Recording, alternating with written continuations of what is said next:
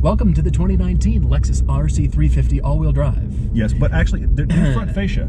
This is one of the first cars to get Lexus Predator MAW, and they keep refining and refining and refining. And now they're adding little flourishes to the lights that go with the craziness of the Predator MAW. Flourishes? Is that what we're calling them? Flourishes. I'm trying to be kind here. Okay. I do think, I think the only place the Predator MAW look really works well is the LC500. But I think this is running second place. I think you're right, and I'm glad you started at styling because I like what Lexus is doing. I like what they've done with all the 2019s to make them work.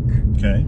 I feel like it works well on this car. I'm excited to drive this car, except then we started driving and I was no longer excited, but we'll get there in just a minute. It's a separate thing. You're watching Everyday Driver. We make a TV show, podcast, and YouTube channels dedicated to great cars, driving adventures, and helping you find a car you'll love. subscribe and hit the bell so you don't miss a thing. The styling exterior is cool looking. Yeah. It's just beautiful. Yeah. It has honestly become not just a crazy, wow, lots of lines going every which way, but now it's beautiful shapes. They resolve beautifully. Look at the front of the A-pillar right here on the exterior. Look just ahead of the mirror where all these surfaces begin to resolve. And the interiors are improving dramatically, even though they still have, you know, pretty blank flat panels, but the button shapes, they're not contrived anymore. They're just simple, clean. They're staying with that LFA look. Stuff. It's in all of their stuff. I mean, we've already raged about this touchpad is not better than the mouse, and the mouse wasn't great. That's in here, but that just speaks to what Lexus is doing right now with their infotainment system. It doesn't have anything to do with this car specifically. All of that is here as well. This car feels a little old school because we've got a... which gear are you in? You're not even now sure. Second. All right, there we go. This feels a little old school because this is the only one in the RC lineup with a 6-speed transmission, and that's because it's the big boy all-wheel drive. This is true.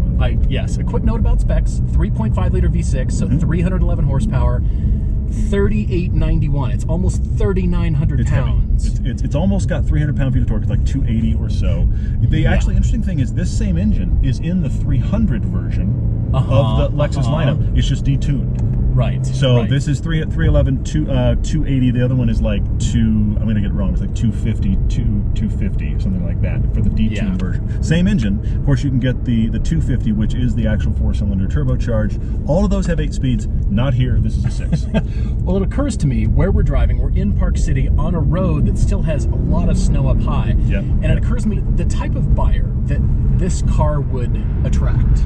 Great, excellent start. Lives right around here because this road will be messy and snowy and lots of weather for at least 6 to 7 months out of the year. Possibly, yeah. And you want a coupe shape and you want something sporty, and this is your second or third house, and you keep your sports car here. This really is a Park City car. I see what you're saying. And all-wheel drive, you need that security blanket. You need that. We're in the mountains. I drive a sports car, and so we put all-wheel drive on this car. And you and I talk tires all the time because we've both driven cars. I drove an FRS for 2 bad winters. I drove a Mini for a winter. I have no problem driving a 2-wheel drive car, front or rear, with winter tires. It's not an issue. Ground clearance might be an issue, but traction isn't your issue. So, but we as a culture are conditioned completely, thank you to Subaru, both good and bad, that all-wheel drive is required for safety. What if some car manufacturers elected and decided all-wheel drive didn't need to go on all of their cars, especially the ones that were perceived as sporty? Yes. Now I know the caveat, all-wheel drive puts the power to the ground. This is the reason Tesla has the dual motors. It's the reason the GTR is amazing. It's the reason the Turbo S is phenomenal 0 to 60. It just hooks up. All the wheels, But what if all-wheel drive on the sporty cars, especially this one, were not available because it was just for what the sports car was? If you want all-wheel drive, buy another model. You're speaking to feel. You're speaking to feel. Absolutely. Which actually connects up to something that I wonder about this car. And as we talk, it's a great corner.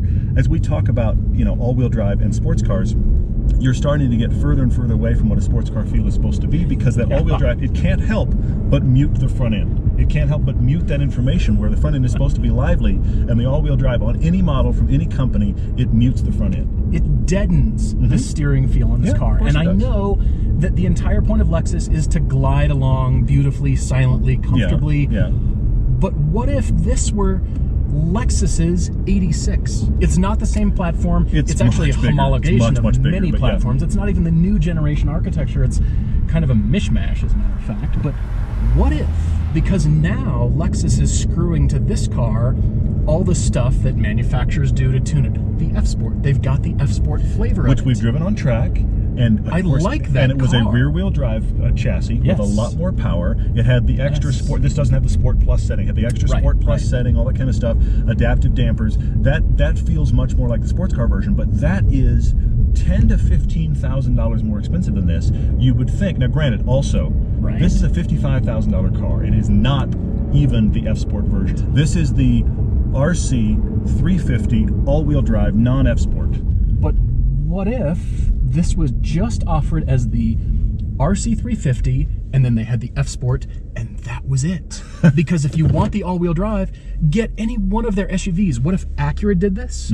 What if Mercedes didn't make all-wheel drive? And what if Porsche didn't offer the 911 in all-wheel drive because of feel? And that were the way the sporty, beautiful car comes. It's just sports car. It doesn't need to be, I can climb up a canyon road in my coupe. What?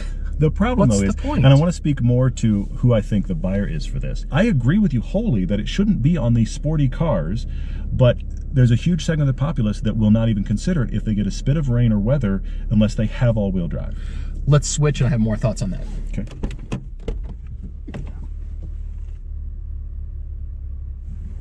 All right. As soon as I get in, I have to mention the footwell. Yes. The footwell has a lump, an intrusion, It's the Lexus lumps. It's the legroom Lexus lumps. I don't know. Yeah, watch it there. There's gonna be a copyright thing in a minute. Look, I'm being picky, but you can't lay your right leg in a normal straight line toward the gas pedal because there is this really like almost manhole cover sized intrusion into the driver's side, and it actually isn't over there. And I'm sure it relates somehow to the all-wheel drive architecture here because I do not remember it when we drove the RCF on track. I don't remember that at all. That's another downside to this whole question we're having about, do you need all-wheel drive? The balance between the people that would buy the all-wheel drive sports car coupe that it performs okay, but there's so many other competitors. BMWs exist, for example. So you take this car, and what are the sales figures for this that outweigh the lack of sales if you didn't offer it with all-wheel drive? We're talking about global all-wheel drive. We're not talking about Lexus specifically. Yes, but this points to the problem. The other thing about the all-wheel drive is this can't have the 8-speed. Most people are going to want an 8-speed. Right. So you are making compromises to get your all-wheel drive. What's your trade-off? It's this road leading to all these giant houses in Park City. I guess, but I'd drive this road in the winter with rear-wheel drive and snow tires. I wouldn't think twice. I wouldn't think twice about it. But honestly, all of this, you mentioned it in passing, this car is almost $55,000. Yeah. $55,000. And again, this is not the super hot version either. My problem at that price is the BMW M2. Yeah, that's my problem. Well, if you want myriad of cars, but the M2 is a great example.